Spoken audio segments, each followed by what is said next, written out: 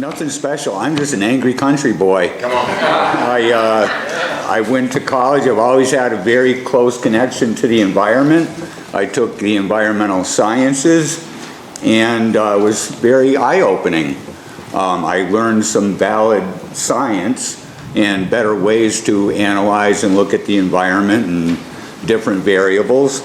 But I also learned that even colleges and learning institutions are not immune to propaganda. Right. That there is a such thing, a real such thing as junk science. So this year I'm really excited. My interview is going to be with Mr. Willie soon. Please come up here and join us.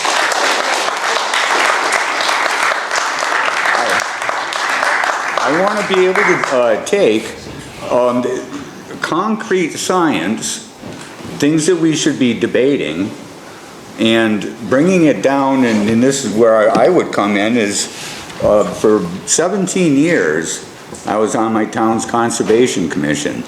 I'm one of those people that said, boy, don't sit there and complain about big government, big bad government, unless you're out there doing everything you can. And I do believe that, you know, that which governs least governs best, and all politics is local. I found that there are international ambitions that come right in, because the UN has this thing called global to local. They go right around the feds and the state regulators, and they work with nonprofits and bureaucrats, and this thing I call the new Soviet. Well, they go right around federal and state regulators and begin incorporating policy, ordinance, and code right into our cities and towns. Right? Not law, because law has to be in line with the Constitution, but policy, ordinance, and code. That's why some of you will get a $300 ticket for growing tomatoes in a place where your homeowner's agreement says you may not have a garden. Or maybe you've captured some rainwater that falls from the sky to put on a garden, and that makes you a criminal. So I was wondering, where are these things coming from? And I realized it was coming from the international regulators, if you will, if you want to acknowledge them as that. And it was very much tied to sustainable development, Agenda 21. Early on, I had a hard time understanding, you know, what is sustainable development? What is sustainable? And they didn't really offer that information. But they were quick to tell us what is unsustainable. So I bumped into this thing called the Biodiversity Assessment Report. And in it, it said that having home and work air conditioning was unsustainable. Consumerism. Yes. That the hooves of cattle artificially compacted the soil. Beef is unsustainable. And now we're starting to see, aren't we? Aren't we seeing the aggression on farmers? Well, I realized that I was awash as I was trying to do my job in my town. And again, 17 years I volunteered, and I wasn't just a fly on the wall and quiet. 13 of those 17 years I was the town's conservation agent. I was a department head. And boy, did I make some ripples. When I stopped taking the things that were spoon-fed from councils of government, regional planning commissions, and I would remind you, regionalization is an essential component of communism. So I resisted, and I wanted to find the real science. And that's what today's show is going to be about. So I want to thank Hal and everyone here at the camp. It's an absolute pleasure to be back again. I do hope you enjoy the show. If you hear something you like, clap and cheer. If you hear something that makes you angry, boo and hiss. But then bring it down so we can get back to the dialogue. So I'm going to start the way we always do. In 3, 2, 1. Well, howdy there, patriots and socialist distancers. Welcome back to a special episode of Red Pill Politics. We're on the road this week at Camp Constitution at Singing Hills Christian Camp and Conference Center, and I am joined with an actual scientist, Willie Soon. Let's give it up for Willie Soon.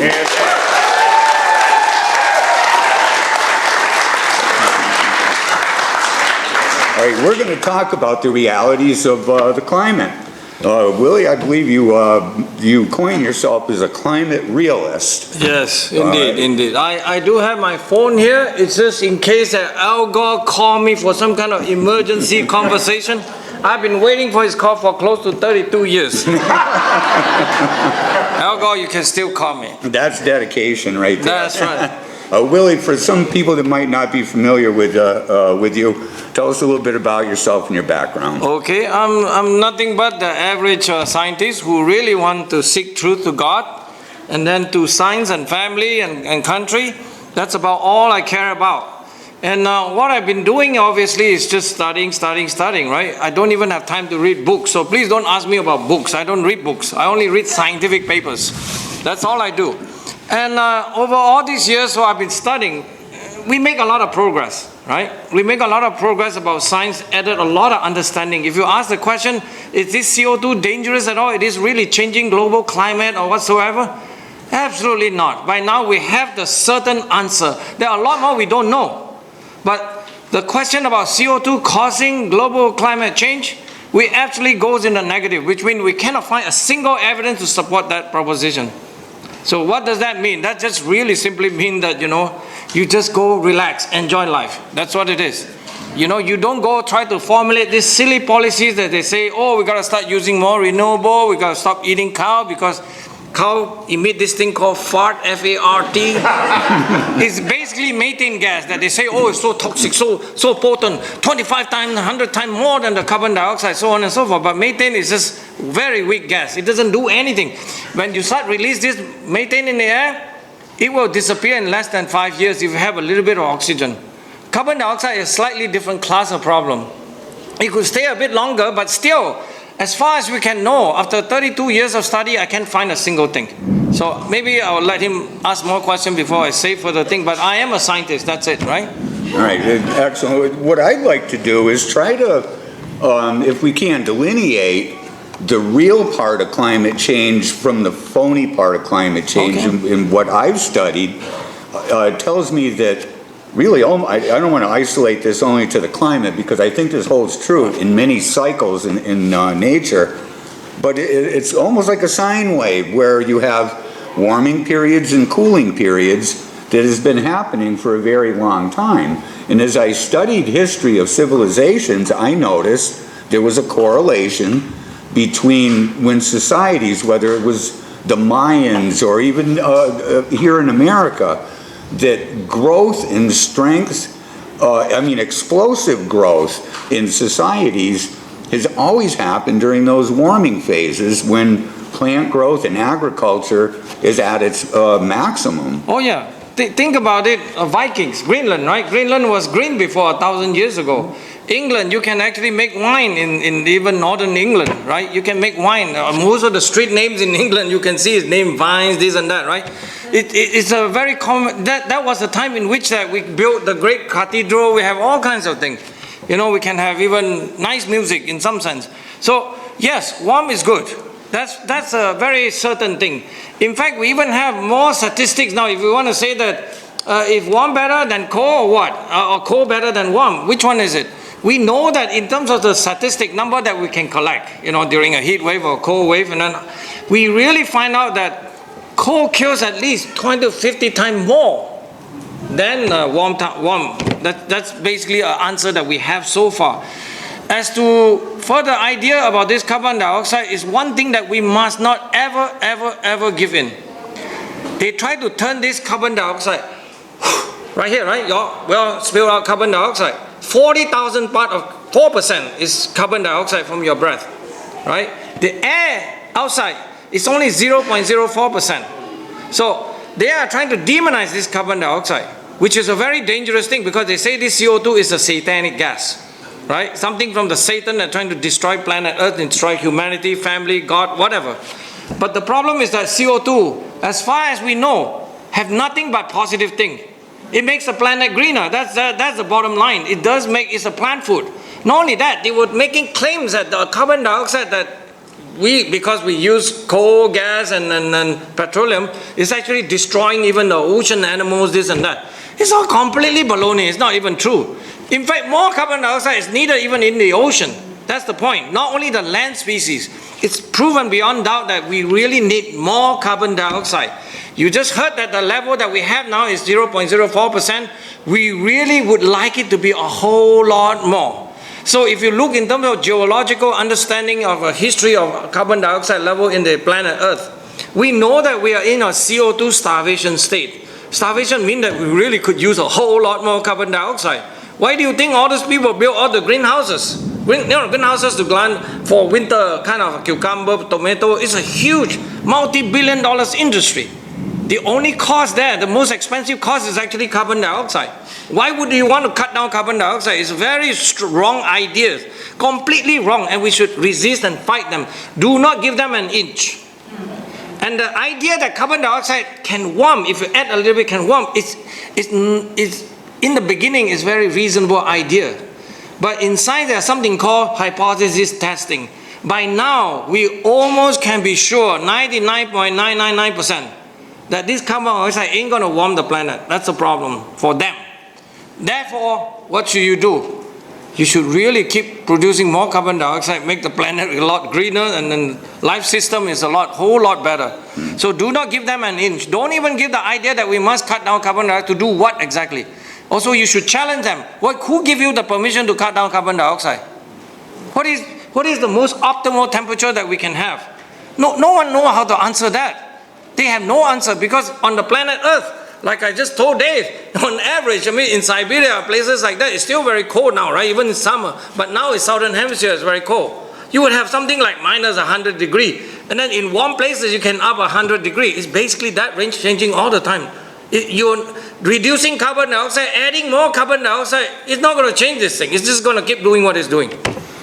That's about all it is. And this idea that you reduce carbon dioxide, you can change the temperature of the planet Earth, it's just totally wrong. It's anti-scientific, anti-God, anti-everything. So we must stress that point. Because if you don't stress that, you really give them a lot too much. You give them too much. And therefore you have it's just a silly argument, you know what I mean? Now, one of the things we know is that water is a sink for both heat and CO2. It moves in and out of water, and we're a planet that's 3/4 covered with water. And as you look at the solar output, it parallels that. When we look at temperatures of CO2 that's been liberated to the atmosphere, glaciation, where we are right now, had a mile of ice over our head at one point.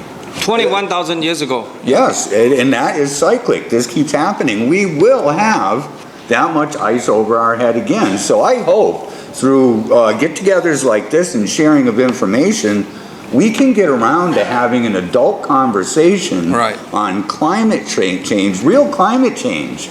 I mean, I say this to some of my conservative friends. Maybe we shouldn't build the southern wall so high, because someday we might be running down south to get away from glaciers, because that's simply the way it is. Maybe we should focus. We can put massive ships on the ocean.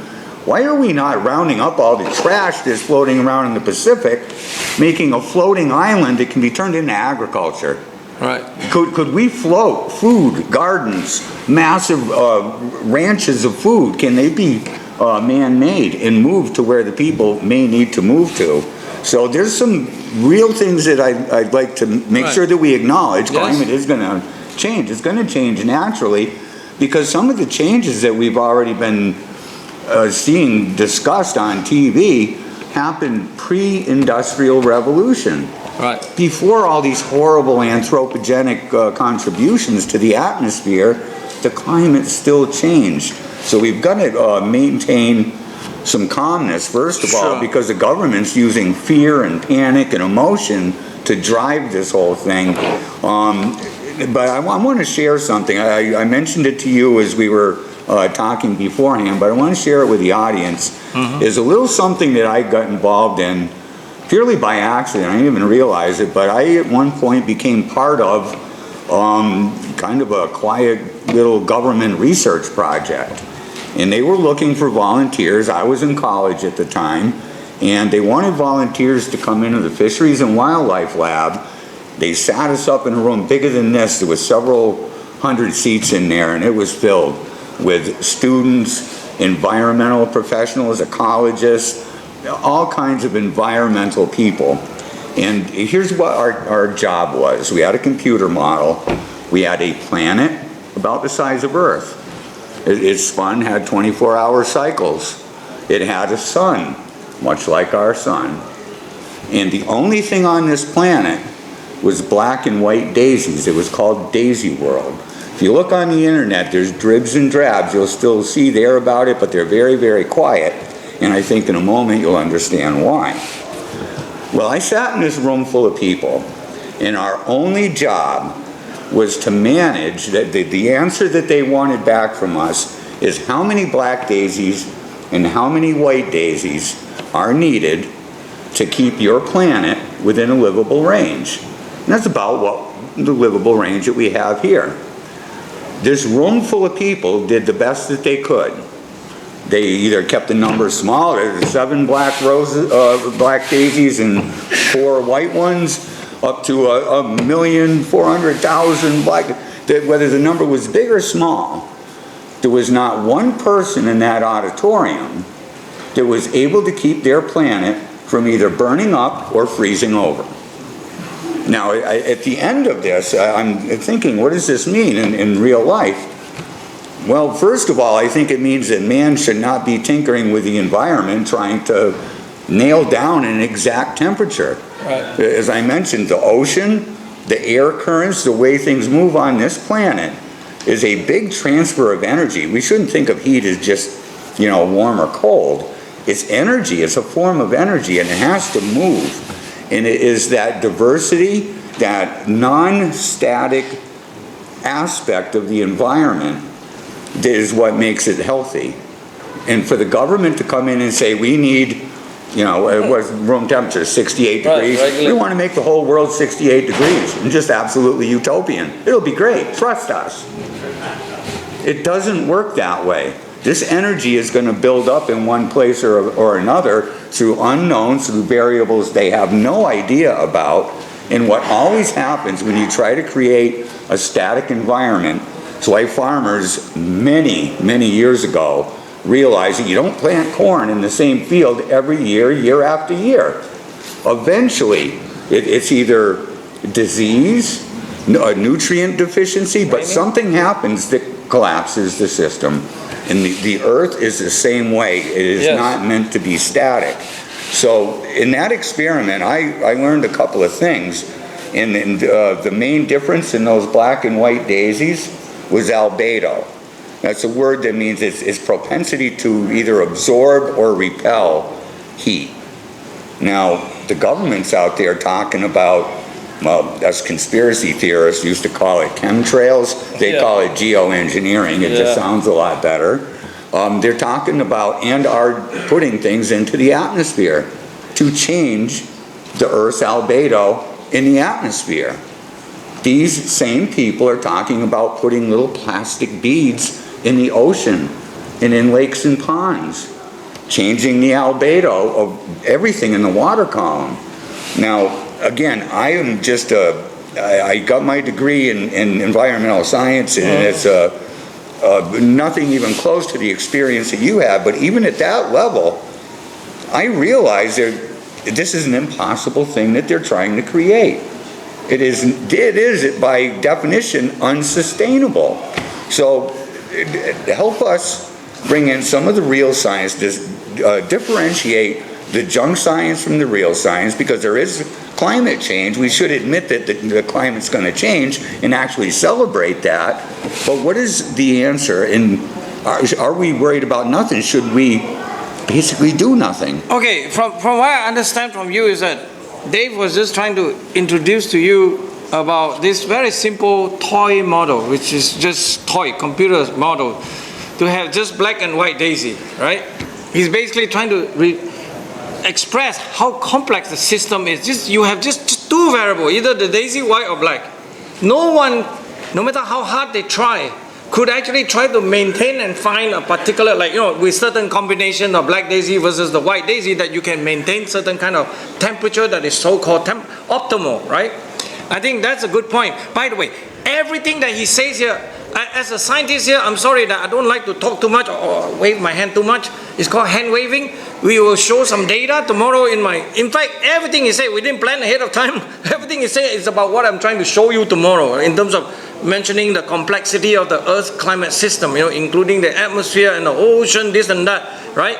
Vegetation, all kinds of systems that you really need to try to study them together. You could never study all these individual components like carbon dioxide to say that that's one knob that you can control the system. It just never work. Most of it is adjusted through cloud and water vapor, things like that operates. So in terms of the borderline science, after 32 years of study, I don't think I have the answer because I'm really slow.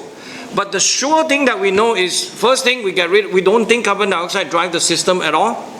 The evidence is very strong that the amount of carbon dioxide in the air is controlled more by the climate itself. Do you understand what I mean? Meaning that as your ocean is warmer, the ocean is able to keep less of the carbon dioxide. So it will be actually more carbon dioxide in the air in that sense when the ocean is warmer. These are all simple chemistry law in some sense. But you can prove that from data. I don't like to move too much hand. You really need the actual good data to show that. In terms of energy and heat moving from one place to another, this is the nature of the system, right? The wind blowing or the ocean circulation, and then in equatorial Pacific, right at the equator, you have actually seesaw of the warm water and the cold water, but all controlled by underneath actually, few hundred meters down or 400-500 feet down, moving this warm water and cold water from the bottom part of it that we never see the sunlight. So it's a very complex system, but as far as we know, actually looking at all the data, I can tell you that we have much stronger evidence to suggest that all of it is driven by this one little thing called Bob, which means the bright orange ball out there. That's what it is, Bob. Remember Bob, sun is too hard to say. Bob is what we need. Bob, as far as we know, and then you have another problem, of course, then you need to know what the sun will be doing. So that's part of the complexity that we would never know all of this in a very precise way. But at least we're beginning to understand the nature of how this climate changes. Even the example that Dave was alluded to in New Hampshire, the whole area is not more than 1 mile. Actually, this is further north, so it's about 2-3 miles. I'm very precise, by the way. Number is everything. You go further south by the Delaware, Washington area, that's about 1 mile. But here, get thicker and thicker. And you know what that caused by? That caused by nothing but the changing of the sunlight, amount of sunlight coming into the earth. Because our orbit, remember, there's a long fight, of course, centuries and millennia, that people used to think that Earth is the center of the solar system, but unfortunately, it's been proven by Galileo Galilei, from 17th century, that we are forced to go around because of the gravity. We're going around the sun, yes? And then, but the orbits of the Earth is not exactly circular, it's slightly elliptical. And then whether it's more circular or more elliptical is very important actually, because that changes how much the sunlight reaches the earth. But then there's another 2 factors. These 2 factors are essentially controlled by big planets like Jupiter and Saturn. So these are called orbital theory of climate change. Essentially that the tilt of the sun-earth relation, our sun tilt angle, earth tilt angle is only like 23 to about 26 degrees. So no more than about 2-3 degree changes. And that changes is over 40,000 years kind of time changes, okay? And then there's another one, which is the precession of the orbit. If you have a spinning top, you will see it's just wobbling. So the relative position of the sun, earth is actually changing over 20,000 years. So these 3 factors, how circular, how elliptical, tilt, and then precession, control the amount of ice that we have. Now we are in an actually warm period because there's a lot more summer insolation melting all the ice during the summer. Yeah, so that's basically a known idea. But all of that is related to sunlight because we already know the earth itself, we don't generate any heat. Do you understand? That's very important. The amount of energy is all the energy that the earth sees is supplied by the sun. Like how the ocean current moves, it's all given by the sun, converted energy from the sun. Okay? And then everything, because we can measure how much the earth can give the energy, which is actually from the core of the earth. We can perform very sophisticated measurements. You measure something called neutrino. So you can measure that. And you found out that the energy that this thing is heating up the planet, it basically radioactive material, right? Okay, like uranium, thorium, all those things, right? You can measure, the amount is very, very small. So everything in the planet Earth is all driven by the solar energy, sun energy. This is why it's so important to emphasize the point of the sun. By the way, you know the United Nations group that control all this report and all this narrative and all these agendas? UN Agenda 21, United Nations, but another group called the United Nations Intergovernmental Panel on Climate Change. People call it that. I call it infinite profit for climate crooks. Basically, that's the difference. Because they were all trying to change narrative. Everything is narrative, had nothing to do with science. Science is driven by evidence, evidence, evidence. Okay? So that's the idea, that the real science says that most of the climate system is driven by the sun. CO2 ain't gonna do nothing. So I apologize to those who, Al Gore especially, who doesn't like this. So Well, I want to talk a little bit about that. I was taking notes while you were talking. Yes. One, the sheer number of variables at play here is astronomical. I was talking about black and white daisies, and if you can boil it down to only two variables and still can't keep your planet alive, can you imagine the computing power that would be needed to account for all of the variables out there that could possibly affect the status in the species of everything, whether it's CO2 or even methane, sulfur. Anyone who's been out near a swamp, if you've been out around here to the lake or the swamp, sometimes you'll smell what's like rotten eggs. Rotten eggs. That's hydrogen sulfide. That's the reduced form of sulfur. Methane comes from these areas. When you look at planetary models of methane right now, the most methane, which is exponentially more powerful of a greenhouse gas than CO2, it's all coming from the Everglades and wetlands and places like that. And I used to, all the environmentalists, when I was conservation agent, and it was my job to enforce the Wetlands Protection Act. Good Lord, they put, in my town in Massachusetts, we were the first person from my town was put into jail for violating the Wetlands Act. Well, I tell them, I said, whoa, you're all wound up about this climate change stuff. Maybe we should fill your wetlands, because that's where the methane's coming from. Oh boy, you want to see them go over backwards. But let's talk about Al Gore. Some of this stuff we can, even a layman like myself, can begin to understand, and all of you can too. We've got to argue this stuff more effectively.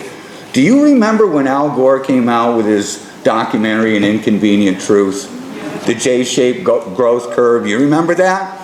He lied right to your faces. Yes. He said that it was anthropogenic changes in the temperature that caused the increase in CO2, and it's the exact opposite. Yep. It was the cycles of the sun that you were just highlighting that liberated that CO2, as I told you earlier, where the oceans and water bodies are sink for heat and CO2. As the sun heated up the earth, CO2 was liberated out of the ocean. Yep. He lied to you. I know this is going to come as a surprise, but politicians lie. They have agendas. No, they couldn't be so nice, They will get on CNN and MSNBC, and they will look you right in the eye and lie to you. And they did. And it's people like us have got to be quick to calling them out. You got these dime store tyrants that are pushing this stuff in your town. Go to your conservation department, get involved. You can get on. The kids in the group, they take people on as associate members. Feel free to get involved, because it is civic engagement that is going to help correct this issue. But am I wrong in saying what I did? Did he or did he not lie to the American people? Well, Al Gore, yes, he's somewhat of a troublemaker. He's been lying all his life essentially, so he couldn't admit that he tells lies, obviously. So God bless him. But he is a serious liar in that sense. I did have an opportunity to engage with him once in a very special condition where I have a chance to ask him a question in a public forum. But all the people sitting there is not you, fellow human being like me. It's all the big guns, CEO, this, CEO, that. Even the president of Hungary was there, or from Czechoslovakia, Václav Klaus. In that big scenario, of course, I put on a little tie just not to look so strange. But I did have a chance to ask him, because I did alluded to that question. The most serious question you ask him is this. First of all, Al Gore, please remember that you're not a scientist. You are the average D student. You don't even bother to study. And then now, since I study so much, I have a right to ask you a question. If you insist that carbon dioxide drive global warming, even that I will give it to you. I do want to ask you, what is the reason? Why do you want to cut carbon dioxide down? Because we know carbon dioxide is the gas of life. I wanted him to answer that question. You guys know how serious that question is? It's really meaningful. Because what's the reason? If this gas is making the planet greener, making all lives better, we must not cut it. It's really very important to fight that, because you give that little inch, sooner or later they're going to tell you that we're going to regulate what is next? Oxygen, 100%. It will be next one is oxygen. You have to pay for this air now, okay, that you are breathing in, and then you're giving the CO2 out for free. That is not a business I want to get involved with. This is why Al Gore is just simply going to get rich if you actually allow him. By the way, he is the guy who actually manage a lot of this, what you call carbon dioxide fund. They are the one who tell you, would you like, from Germany, you would know, if you travel on this Lufthansa, would you like to offset your traveling of cost of the carbon dioxide? Please pay. You pay that money, the money is just go, always going into Al Gore bank account. They say it's all for non-profit. But the only person can sign the check and access to the fund was Al Gore himself. Okay, non-profit. That's the way they try to play this game. He's trying to play, I didn't benefit from this. It's my non-profit, Al Gore. I am sorry, I don't believe you even for a minute or tiny second. You really are a bad guy. Yeah, they've tried this a couple of times where they try to monetize these pollution schemes. And all that happens is, and it's a repeat story. No, it failed. It failed in Chicago Stock Exchange, but actually now Europe is trying to do this. I feel sad for the Europeans. But there's no decrease in the pollutant. No. It doesn't decrease. Else. Another fact. In fact, I may show it tomorrow. By the way, I have a lot of data which I will show. I even will show you Larry, the cable guy, criticizing Al Gore, so you will see. But the point is that I don't know how many of you know. I hope you know this. You know that the carbon dioxide emission by the US industrial output, calculate everything, you know that we've been decreasing by about 18% since 2005. We've been decreasing. We haven't been increasing. First of all, it's also aided by Biden economy, right? It's been decreasing. And you ask the level, is the CO2 going down? You want to guess? Yeah, no, it's going up. It's going up, so it's a big problem for that, because they try to say that you lower carbon emission, then you will lower the CO2 concentration. It's completely not true. England is the worst. The British people are used to be very, very smart, but now they're dropped by 50%. They still do nothing to the whole atmospheric system. It shows you something is very disconnected. That is another layer of science that take a long time to explain, but we understand a bit of that. That's why I keep insisting that you cannot do this. You shouldn't be doing this. But I want to argue it on the right ground. The right ground is that CO2 is plant food. We actually need more of it. Right. You know what I mean? Yeah. Now, and it's intimately connected to agriculture. It's unavoidable. A lot of folks are surprised to even hear this, but you go to any greenhouse, any decent-sized greenhouse, yes, they buy tanks of CO2 to release in those greenhouses just to grow those plants for you all to go and buy. That's the number one cost. All this, especially during winter weather, you want your cucumber, you want your tomato fresh, you want all these things, right? It's all produced in the greenhouses. Now, they're easy targets for regulation if they're trying to outlaw CO2. Going to every greenhouse owner in the country, in the world, is pretty easy to find them. I mean, this is going to translate to famine. Yes, if they keep this up, we need to keep government away from our food supply for sure, and this is intimately related.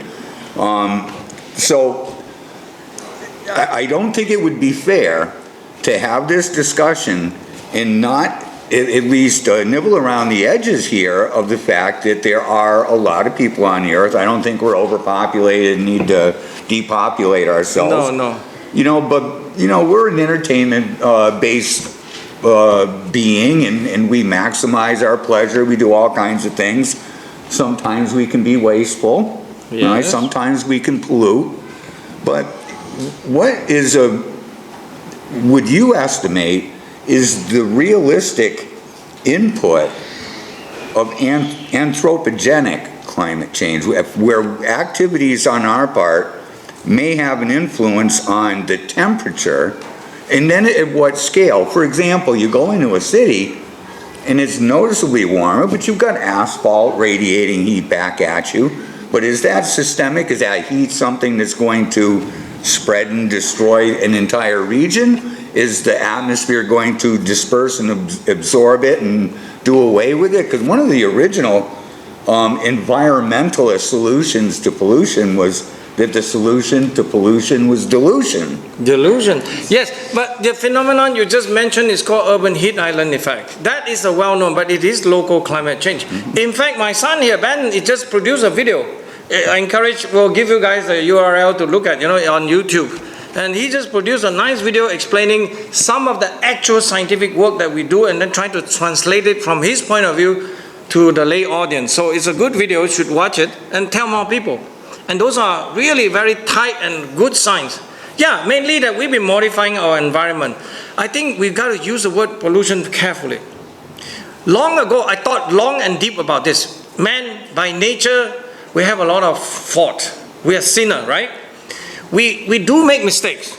But a lot of the mistake from the industrial scale, I would say from the history of industrialization, we certainly have made mistake. But a lot of this system, like you say, dilution is actually the answer to a lot of things. The problem this day is basically we're able to measure something. You take a chunk of air. You can not only measure 1 part in 100, 1 part in 1,000, 1 part in 10,000, 1 part in a million.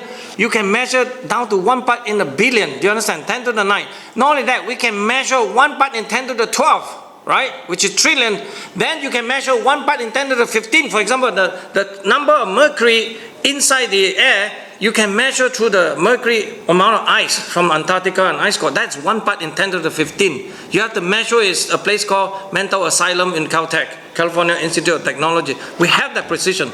This is the problem of the modern world. We can measure things to very fine precision. It's exactly what does that do to the system. We cannot avoid this. They are there. All this so-called toxin. But there's a biological principle that is very beautiful. It's called hormesis. Even radiation, people say, oh, radiation is all bad. No, radiation, certain amount of it is good for you. Basically, the behavior is that it's not that always that if you increase dosage, it's always bad for the system. There are certain optimal parts. So the shape of the response, if you increase the dosing, either radiation or mercury or carbon dioxide or anything, but the behavior is always that there's an optimal part. That's called a hormesis response curve. And this is a very interesting principle to keep.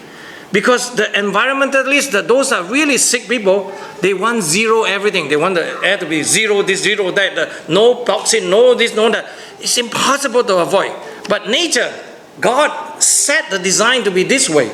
I'm sorry, you got to live with this real world evidence. And I ask a simple question.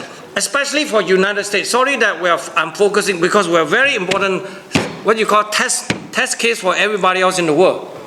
I ask a simple question. How clean is clean in our air? How clean is our water? I absolutely answer definitively. We made a mistake in the past. We admit that. But by now, since the 70s onward or 80s onward, we actually have the cleanest air and water compared to any other place in the world.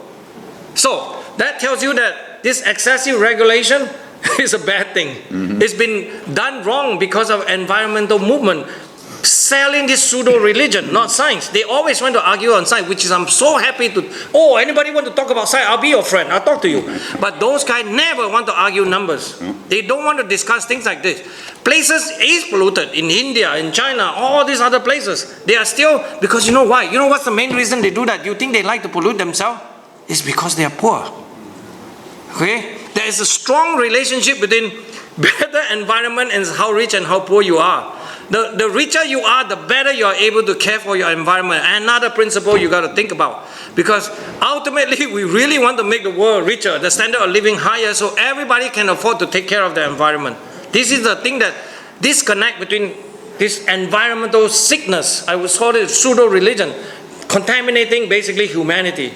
There are about 2-3 billion people in the world don't even have the electricity that you use for your iPad or charging your iPhone, okay? And these people have certain amount where they can even turn on the read. That's in in Africa per se, the black continent. It's very sad. And you guys are still talking like this, right? I think we are a bit too spoiled in the Western world in some sense that we just constantly obsess ourselves with all this useless stuff. I would say cut down all the regulation for US. In Europe, I would say the same thing. You're not that dirty. You're fine. I wanted to share another one of the projects that I was involved in. Yes. I'd love to hear your comments on it after.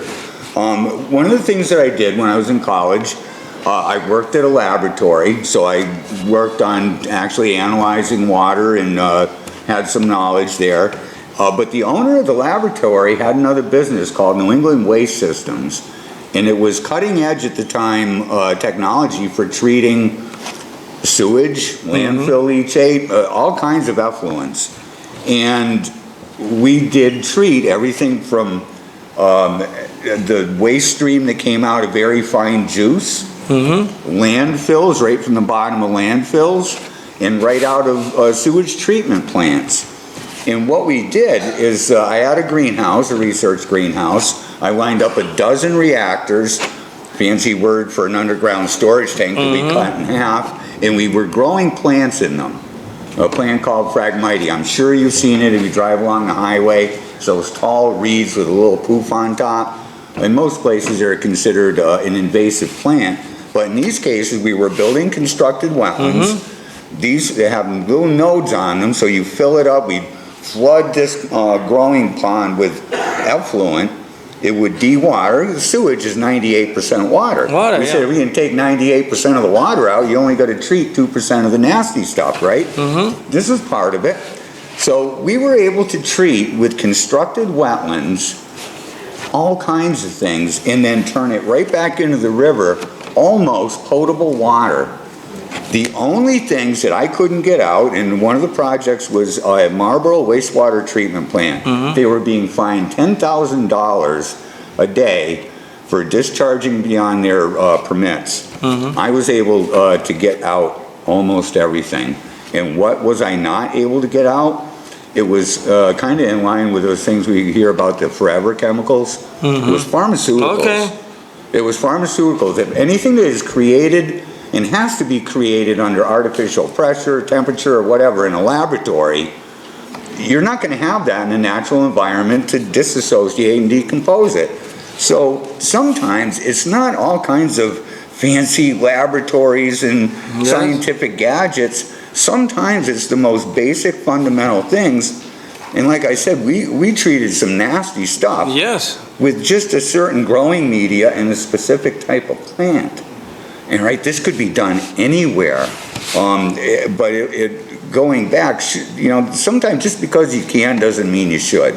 So with pharmaceuticals, forever chemicals, yeah, they might be expedient in some cases, but what is the final cost? Can we afford the deal? Is what we've got to ask ourselves. But don't you think that nature is just an amazing thing and can handle a lot? Oh yes, it's a gift of God, and it's very amazing. And indeed, I think all of this is boils down to common sense. There is no amount of talk and this and that. But we are equipped ourselves with science and technology is already ready to handle quite a few problems. You just think about the country, a small little nation of Netherlands. We're providing almost 70% of the, 60% of the food worldwide, actually. No jokes, tiny. We're so efficient now that we really have a lot to be proud of and to be positive about. Again, sensible management. We shouldn't be panicking. You should not be panicking. In fact, one more thing I want to say, because it's a 2024 election year. I still remember the day that when Trump was elected in 2016. I was so happy because there is in the first day he's in the office, he did issue this because he promises executive order to get rid of this so-called EPA. I don't know if you guys heard about this. EPA is trying to regulate puddle of water outside using Clean Water Act. He actually got rid of all of that. So we must not have that kind of excessive regulation that's going to kill us all. No. Okay, thank you. I wish we had about 3-4 hours, because I feel like we just scratched the surface here. But Hal gave me the 2-minute sign 3 minutes ago, and he's going to get the big hook. So we got to wrap things up. But I definitely want you folks to step back from some of the emotion and the fear. and start looking at some of the basics, because we really can understand this stuff if we come together, if we can have free and open dialogue, just like we're having today. Right. And I'm coming back tomorrow, I think, to hear your other speech as well. Sure. But folks, please give a hand to Willie Soon for being a great guy.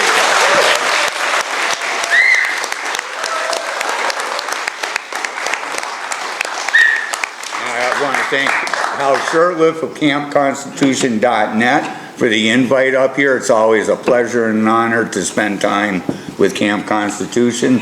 And of course, to the folks in the audience, you're why I'm here. So thank you. Give yourselves a nice round of applause. Yeah, indeed. All right, thank you very much. RedPillPolitics.tv is where you can find the shows. Thank you very much. Thank you, Hal. Thank you, Camp Constitution. All right.